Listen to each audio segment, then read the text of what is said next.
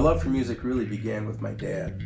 He was singing all the time at the kitchen sink, at church. It didn't matter. He was always singing something. So my parents eventually got me into piano lessons, and then from there I got into guitar lessons. And then at the age of 10, I started playing bass guitar.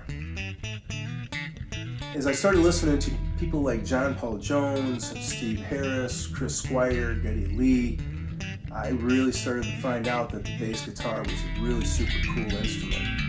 There's a lot of things about bass that I enjoy. One of the things is the attitude that goes along with it. It's a very selfless instrument. You have to be, because you're a foundation layer. And so you allow everybody else to build on what you're laying down, so to speak. And I really like that. I really think that that's a really cool thing. But I gotta honestly say, one of the things I really like about the bass guitar is the phrase, "bring the thunder, man," because bass guitar, when it's in loud volumes, is just really, really super cool. Especially during worship services where the bass is just bellowing underneath, and as you're worshiping God, it's just a great experience. I would say my musical style is more of an instrumentalist. I love classical music, always have.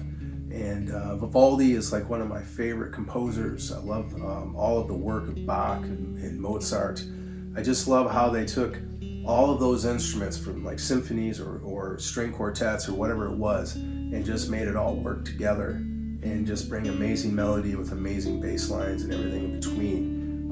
I just love that style of music, and so I try to write that way. Even as a solo bassist, I try to have a melody within everything that I'm doing while carrying the bass line. I've produced 2 bass CDs. The first one, Mo Jones Bass, is my first CD of writing solo bass work. And it's 100% bass with drums. There's some solo bass where it's just me and my bass guitar and that's it, but it's mostly composition type stuff with drums and bass. The second one is My Bass and Me. This one is just me and my bass guitars with no drums, no accompaniment, no nothing. And it's songs that the Lord gave me, and I just put them to tape in my studio, and that's how that CD came about. I recently just published my first book. It's called The Plowman. This book talks about my musical and spiritual journey from when I was a young boy all the way into my college years. There was a time where I almost had to give up music, and so this book tells that story of what God did in His love, His mercy, and His grace.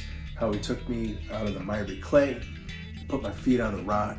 He took me out of the kingdom of darkness and put me into His kingdom. His threefold mercy, His love, His mercy, and His grace.